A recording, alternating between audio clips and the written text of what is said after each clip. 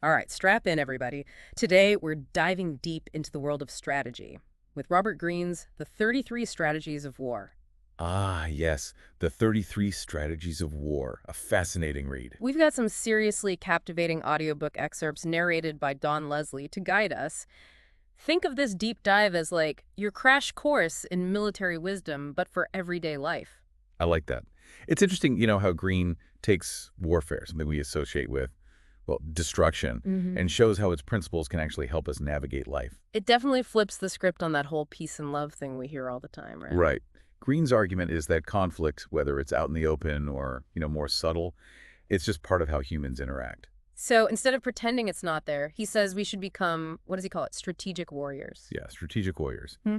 Thinking ahead, picking our battles, maneuvering intelligently. It's not about just being aggressive, but more about understanding the power dynamics in basically any situation. Okay, so not like walking around ready to fight everyone we meet. No, no, not at all. It's more about developing like a strategic way of thinking, Mhm. being able to assess things objectively, seeing challenges coming before they hit you, making decisions that are thought out, not just reacting without thinking. Okay, I can see how that would be helpful. Where do we even start with all this? Well, Green lays out 6 core ideals for this, for the strategic warrior.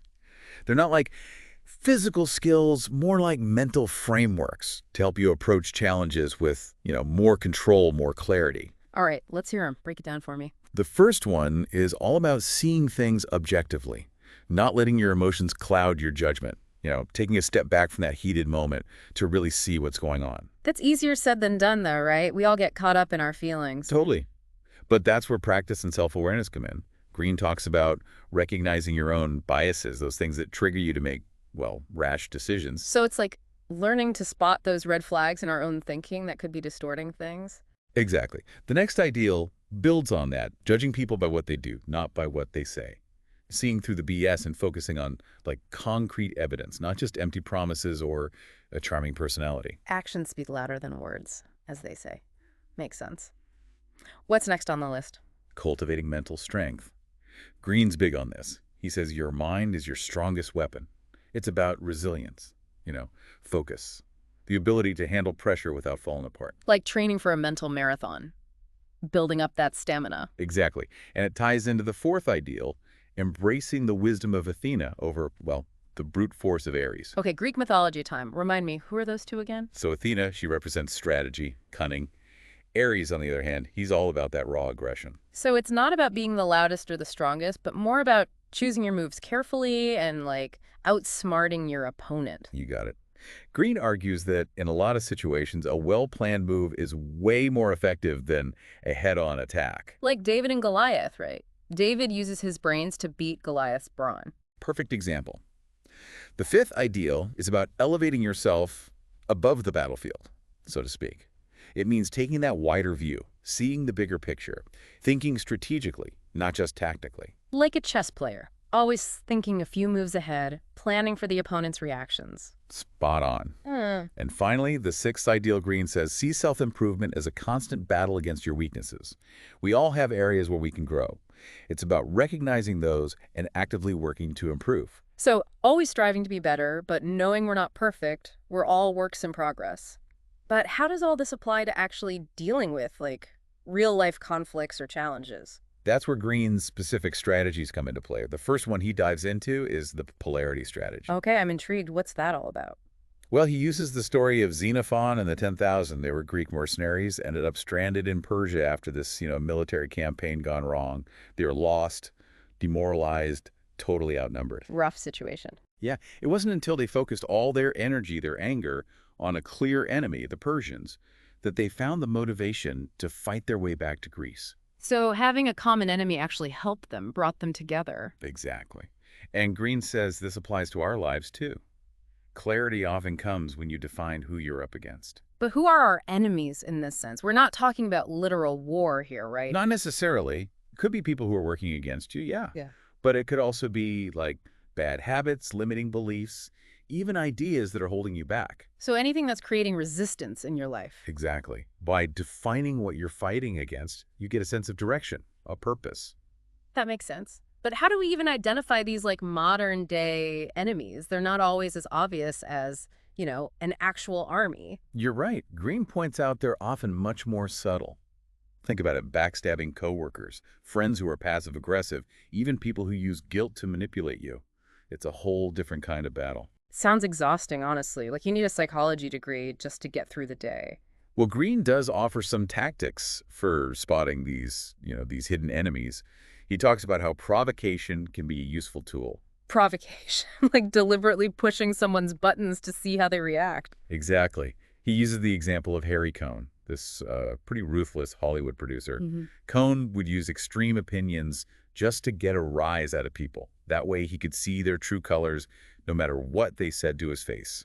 So, cutting through the BS and getting to the real person underneath. That's the idea. Another technique he talks about is the Cortez maneuver. Cortez, the guy who burned his ships in Mexico, what does that have to do with identifying enemies? Well, Cortez was known for his cunning, his ability to outsmart his opponents. He'd often pretend to go along with, shady suggestions or plans, only to expose the treachery later, once he'd gathered enough intel. So it's like playing mind games, positioning yourself to reveal their weaknesses. You got it. It's about observation, gathering information, and then using it to your advantage. Now, this might sound strange, but Greene actually says there's value in having enemies. Hold on, having enemies is a good thing. That doesn't sound very peaceful. I know, right? But hear him out. His point is, enemies can motivate you. They give you focus, even a standard to measure yourself against. They can push you to become stronger, more resilient. Like a rival who inspires you to, step up your game. Precisely. Think of it as healthy competition that pushes you forward. Okay, I can see that in some cases, like in sports or business. But what about personal conflicts, the kind that really mess with your head? How can enemies be a good thing there? Well, Greene admits that not all conflicts are the same. He stresses choosing your battles carefully, avoiding unnecessary drama. But even in those tough personal situations, seeing someone as an enemy, like their values or actions are totally opposed to yours, it can help you set boundaries, protect yourself. So not looking for conflict, but recognizing when someone is consistently bad for you and then, getting some distance. Exactly.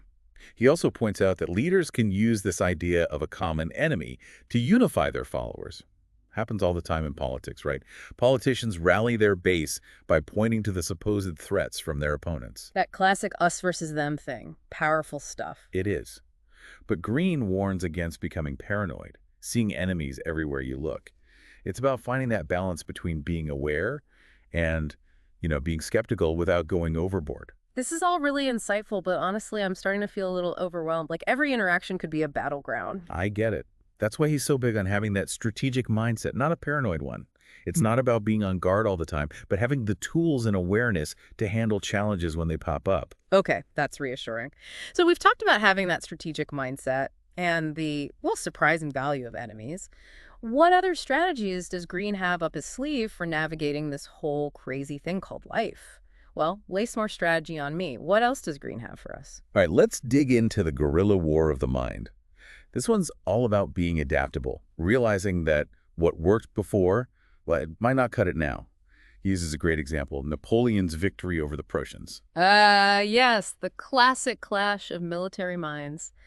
Weren't the Prussians stuck in their old ways, using tactics that Napoleon just totally outmaneuvered? Exactly. They were holding on to past successes, couldn't adapt to Napoleon's speed and flexibility.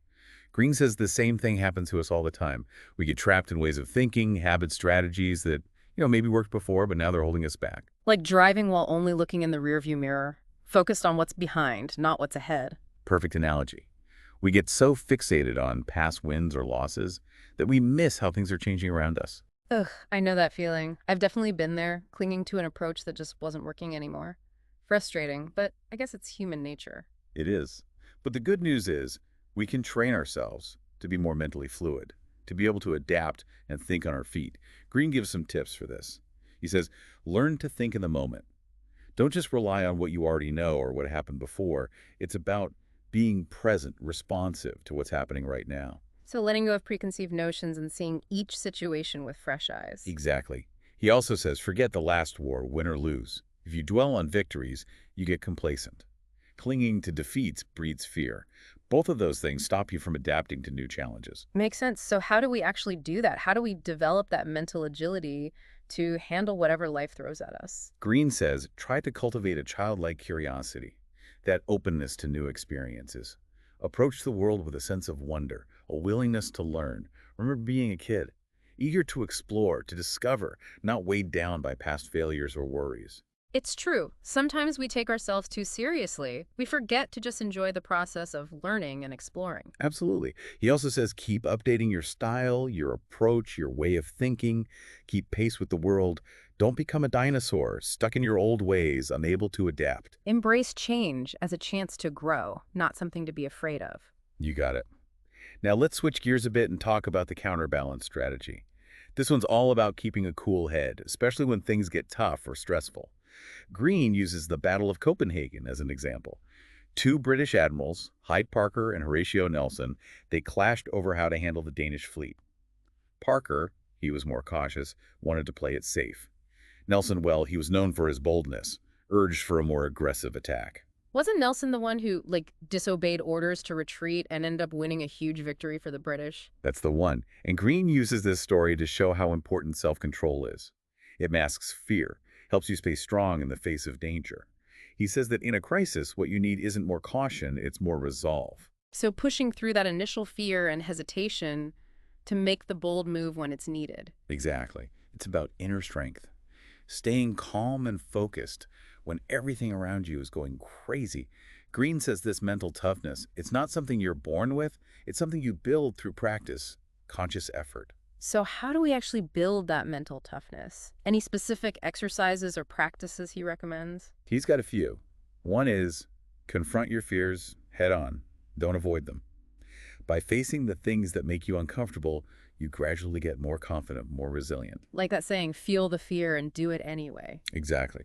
He also talks about self-reliance, a sense of honor, and the ability to detach from all the chaos and drama that's always swirling around. Detach from the chaos? That sounds almost Zen-like. Is that what he's going for? In a way, yeah. It's Right. about not getting swept up in all the emotional stuff, maintaining your inner calm so you can think clearly and make rational choices, even when it feels like everything is falling apart. Sounds incredibly challenging, but also incredibly powerful. Yeah. Anything else for building mental toughness? He also talks about controlling your imagination.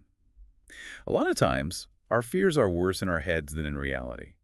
We create these worst-case scenarios that may never actually happen.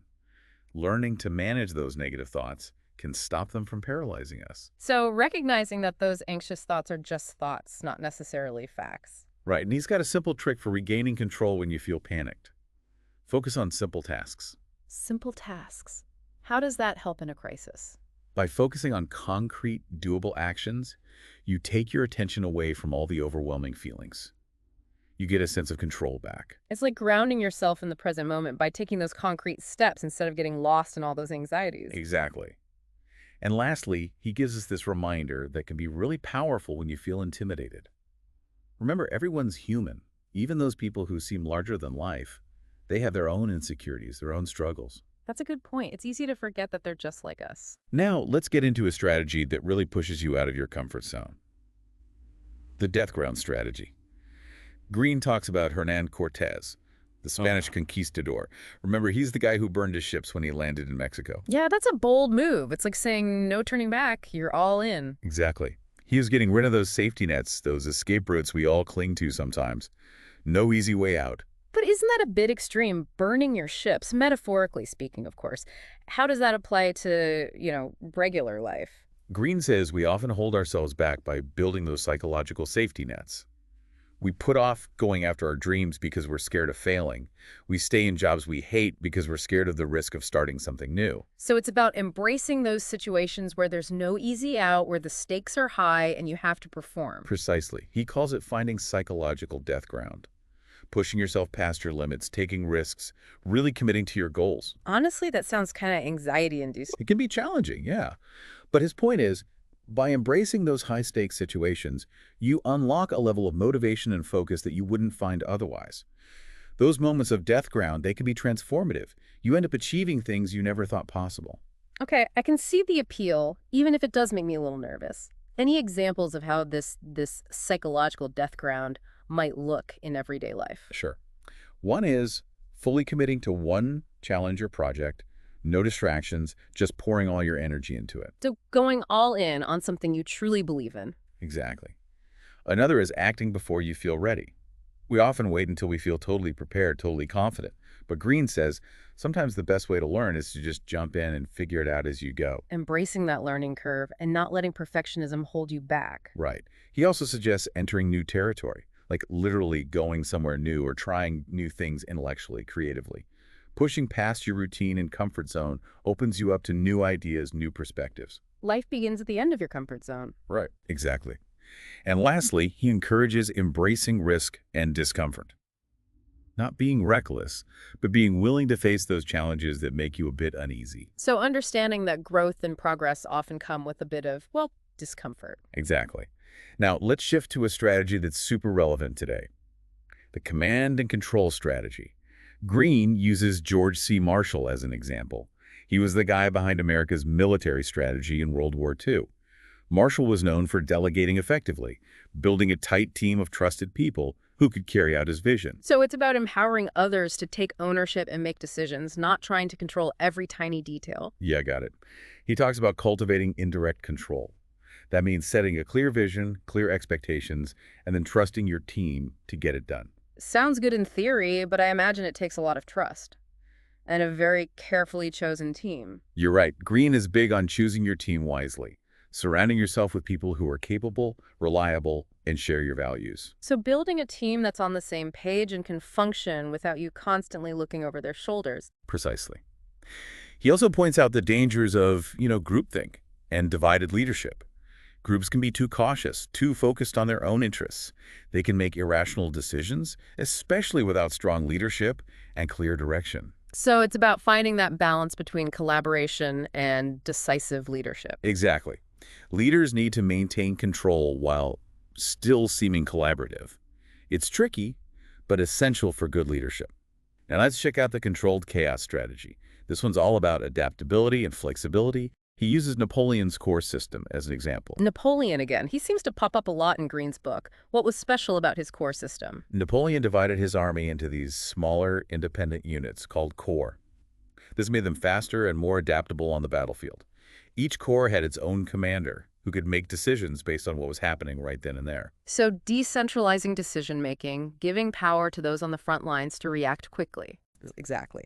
Greene's point is that rigid organizations, with all their bureaucracy and slow decision-making, they just can't handle the complexity of modern life.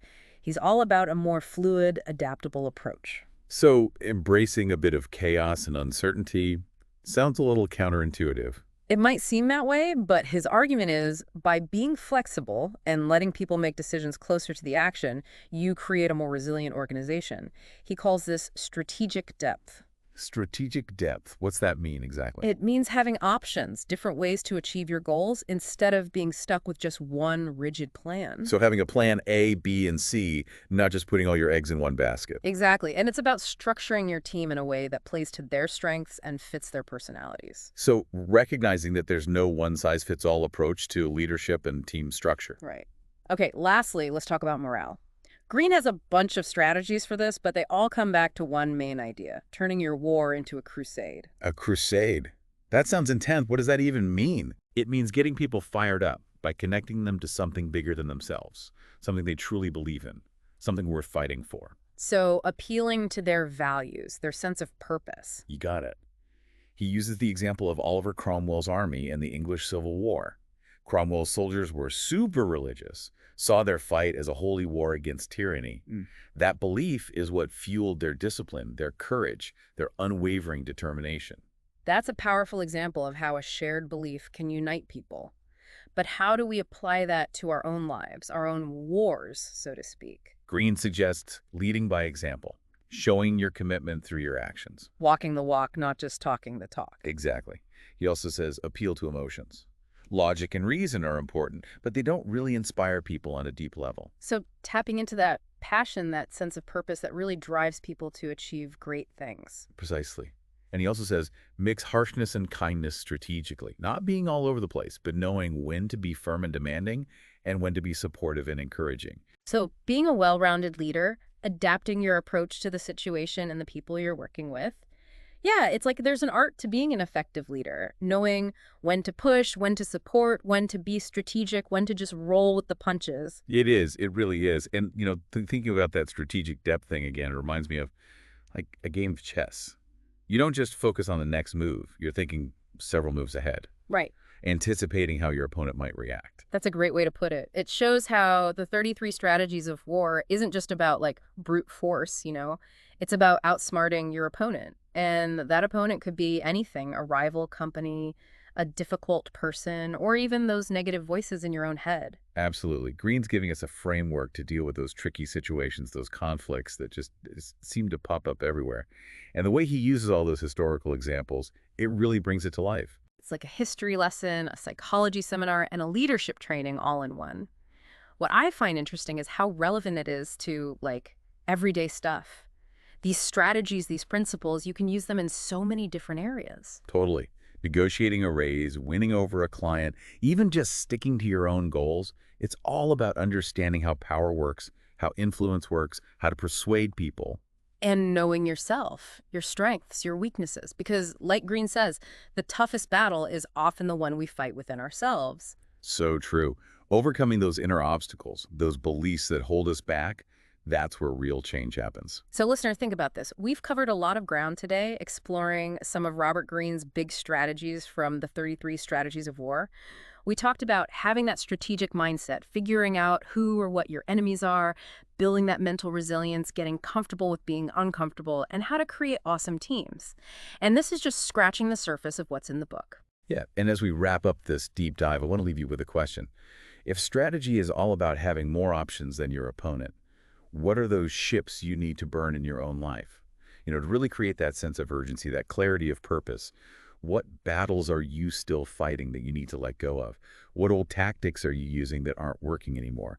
Those are the questions to ask yourself as you navigate, well, everything life throws at you. Knowledge is power, right? But only if you use it. So go out there, be strategic, be bold, and conquer those challenges. We'll see you on our next deep dive.